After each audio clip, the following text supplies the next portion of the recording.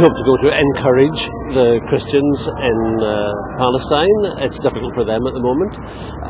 If we have any experience from our own difficulties here in the province, we hope maybe to be able to encourage them that we've gone through a peace process and come out on the other side, and we look forward to that. The first thing we bring is our concern and our love for the people there, and to encourage them to begin to talk and to stand in each other's shoes, and in that way hopefully to inch on towards peace.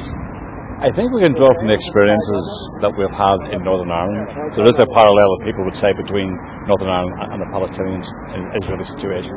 And I think that what we'll be able to try to encourage people to realise that it's a patient thing, but also to try and bring those who are, say, on the paramilitary situation, to try to encourage them into mainline politics. I think it's going to be a very harrowing trip.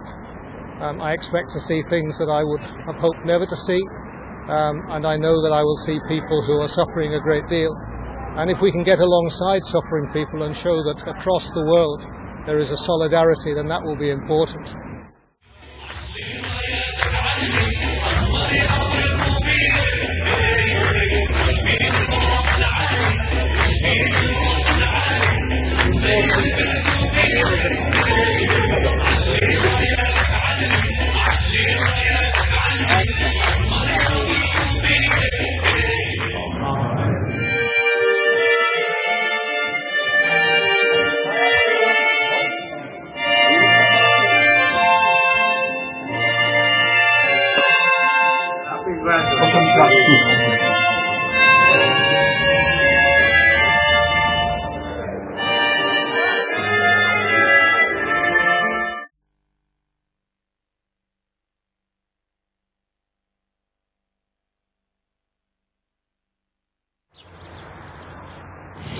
Tantrour was established after the Second Vatican Council in the late 60s to continue the ecumenical work begun at the Council.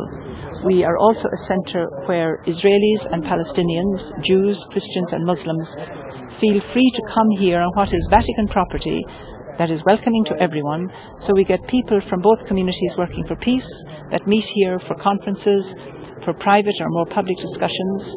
The whole region, of course, is volatile because we're still seeking peace.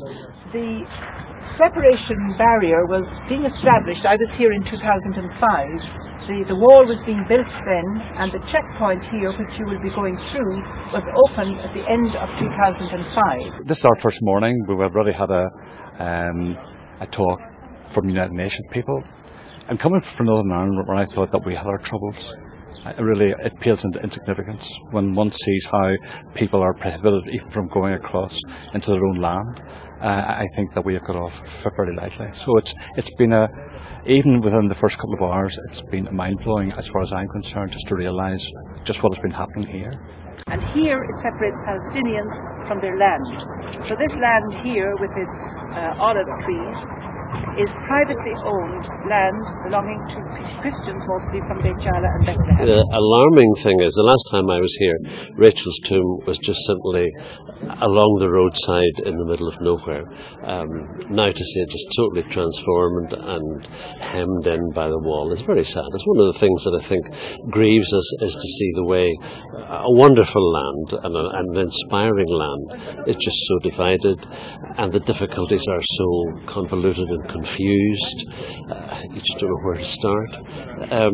While it's a wonderful experience to be here, it is very sad to see the depth of the divisions and how difficult it not only is, but it will be to resolve them. This settlement is called by the Israelis Har Homa. It was built about 5 or 6 years ago on land most of which is owned by private owned land from people from Beit Zahur and Bethlehem. Before this settlement was built, it was a nature reserve covered with trees, wildlife, and it was called Jebel Al-Ghaneim.